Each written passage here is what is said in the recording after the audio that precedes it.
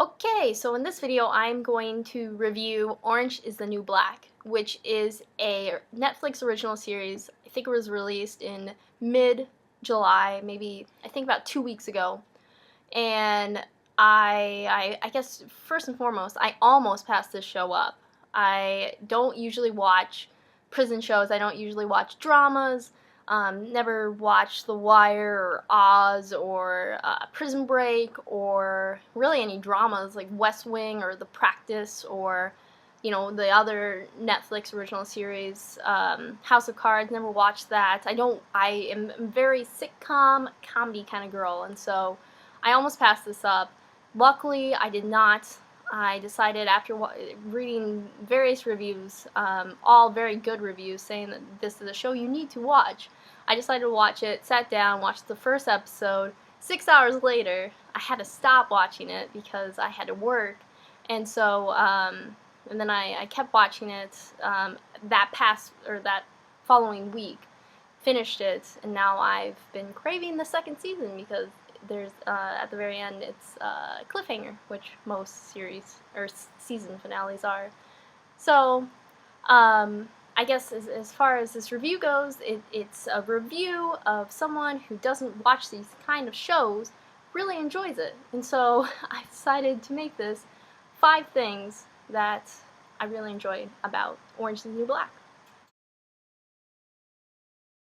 Number 1 is that most of the actors and actresses in this show are relatively unknown. There are a few. The woman who plays Alex, Laura Prepon, she also played Donna on That 70s Show. The lead played the character on the show Mercy, which was a drama, so I didn't watch it. And she also played opposite of Zac Efron in some Nicholas Sparks movie, which again I didn't watch.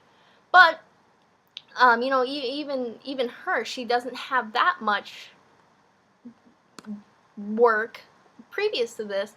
Talking about other actresses on the show, actors and actresses on the show, they really don't have that much on their resume or their acting credits or whatever you call it. So I mean, and you talk about the creator, who is a relatively well-known person. She created Weeds, which was hugely popular.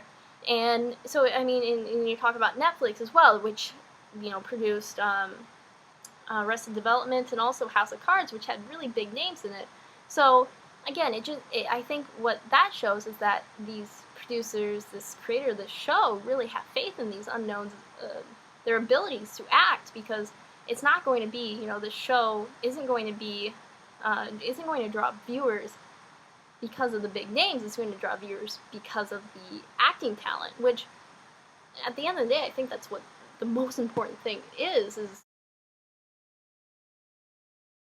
Okay, so my second point is that these actresses, again, relatively unknown, are fantastic. I mean, truly fantastic. They make you believe these, and I'm kind of going into my third point, but these characters are really complex, and it would be, I question if some of the bigger actors and actresses, more well-known actors and actresses, could portray these characters in the way that these relatively new people to the business can and did.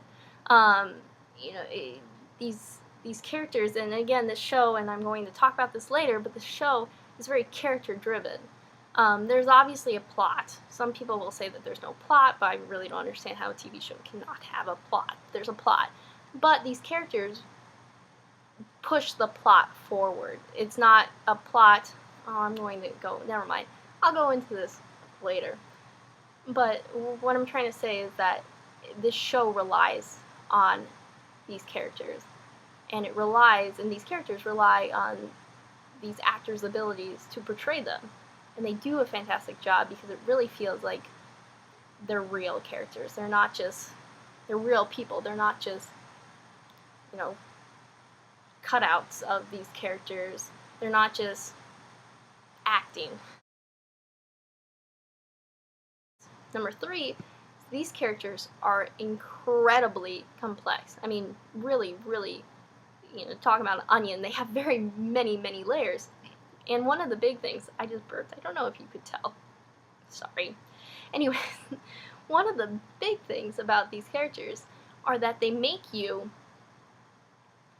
second guess really everything that you think, because you go into it maybe pegging a character a certain way. Let's start with the main character. I say main character, but really all these characters are, all these characters are capable and do steal the show at some point. But the Piper, she is a very straight-laced person. You meet her initially. I mean, I like her. I think that she is relatable. I think that she has some good qualities. But then, I'm not going to try to give too much away.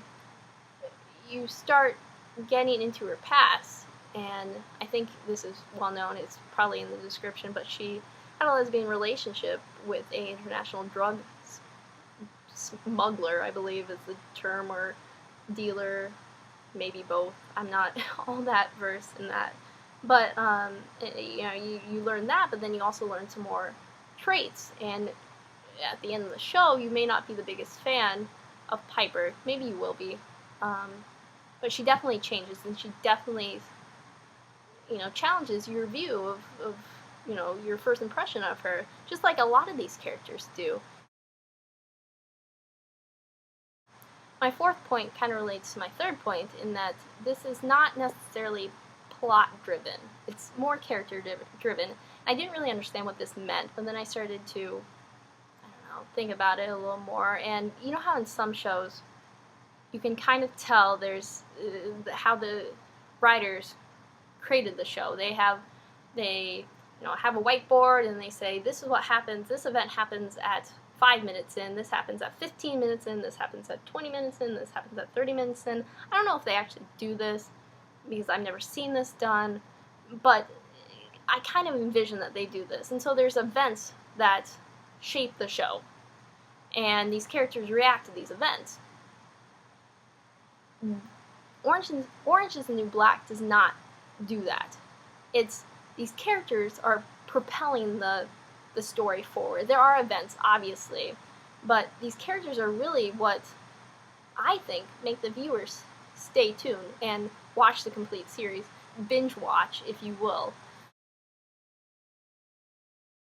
Last and final point, I have my dog here, just chilling with me, is that this show is, from what I've heard, relatively accurate when it comes to depicting what a women's federal prison is. And that's because one of the series is based on a memoir by a woman named Piper, who is very similar to the Piper on the show. There's differences. I can link to an article about the differences between the show and this memoir, but point being, she was one of the consultants to make sure that it's relatively accurate. Again, there's drama and there's, stuff like that has to be added to it. But, I mean, from what I've heard, from what I've read, is that it's quite accurate, and so that's really nice to see. Overall, it's a great show, and this is coming from someone who doesn't watch these kind of shows. It's a great show. I can't wait until the second season. It has a huge cliffhanger, as I've said before. I'm really excited. I hear that they started filming already for the second season, so it's underway. It's going. I think there's going to be great things ahead, and I'm really excited. And I hope this makes you watch it, because it deserves to be watched by you, whoever you may be.